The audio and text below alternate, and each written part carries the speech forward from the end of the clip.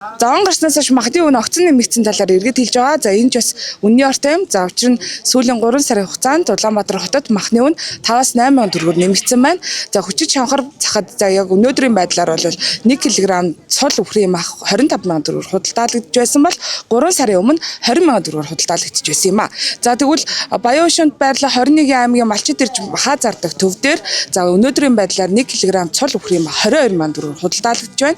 За тэдний хэлснээр бол оны өмнөхөн махны үнэ бол нэмсэн гэж хэлсэн. За тэгвэл чухам яагаад махны үнэ нэмэгдсэн талаар малчид болон худалдаачид ингэж хэлж байна. Одоо манай юун дээр бол 1500 төгрөг нэмэгдсэн. Юунаас нэмэгдсэн бэ? Энэ одоо эрэлт хэрэгцээ санаасаа эрэлт юуны одоо малын эрэлт юуныхаа махныхаа эрэлт хэрэгцээнээс л болж нэмэгдсэн ховордлоос болж. Тий ховордлоос болж нэмэгдсэн. Юунаас болж юу ховордох уу? Одоо энэ хөдөөний цасцуудтай одоо малчид өөрсдөө ирэхгүй байх тийм нөхцөл болж байгаа. Малчид малаа гаргаж ирж чадахгүй бид нар өөрсдөө явж хүмүүс захиаж бас явдаг тийм улсаас бензин тос нэмэгдсэн тэр шалтгаанаар л нэмэгдэж байгаа. Тий би өөрөө 40-50 жил малсан өдийн үед бол малчид гэрээсээ гарахын янзгүй малхуу жаахан тойлдож ядардаг цас их ороод ирэхээр тэгээд хариулга их болдог болохоор малчид ирэх ямарч боломжгүй болж байгаа. Өдөө орон нутагт эндээс бензин хийгээд аваа явлаа ойшролж аваа явлаа гэхэд очиж хөдөө орон нутаг бензингүй бодит үнэн бол ийм л ээ. Тэрнээс болж мах бол ховорцсон. Би өчигдөр лээ. Аль аймгаас ирв? Урангаа энэ дэр. Одоо энэ бол одоо яг л малчид төлөөр хансаа шиг болж штэ. Болж лээ. Энэ малчдын цаг гэдэг чинь яг л сайхан биш. Өөрөө авцаа зарж болж байна.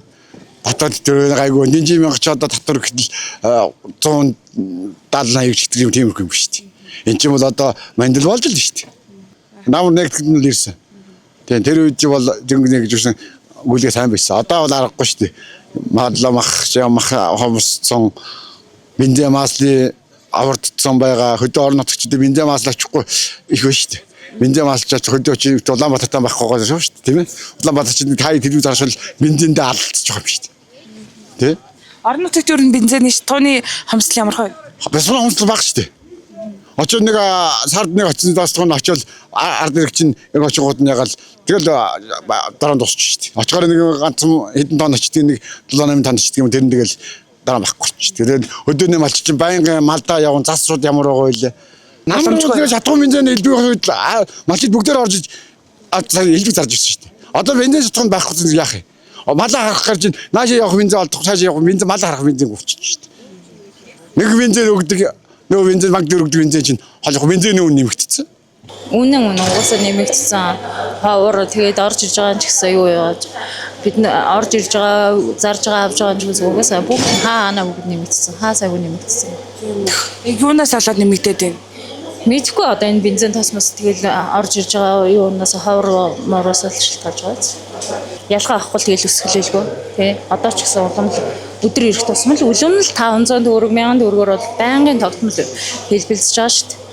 Өнөөдрийн байдлаар хүчит шанхар захад хоньны ястай мах 17500, цул нь 18500, ямааны ястай мах 15500, цул нь 16500, адууны ястай мах 14000, цул нь 15000 төгрөгийн ханштай байсан бол үхрийн ястай мах 18500, цул нь 25000-аас 28000, тэмээний ястай мах 14500, цул нь 15000 төгрөгөөр худалдаалагдж байна.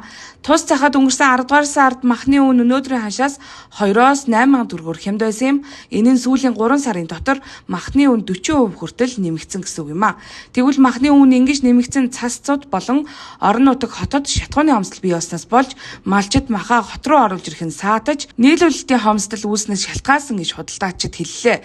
Өнгөрсөн 10 дугаар сараас хойш шатгууны хомсдол үе үүсэж одоогоор Улаанбаатар хотын их шатгуун түгээх станцуудад АИ92 95 бензин байхгүй евро стандартын бензин худалдаалагдж байна. Орон нутагт ч мөн үүнтэй адил шатгууны хомсдолтой байгаа юм. Ийм шатгууны хомсдлоос болж тээвэр логистикийн салбарт хүндрэл үүсэж инфляцид нөлөөлж байгаагийн тод жишээг махны үн нэмэгдснээс харж болохоор байна.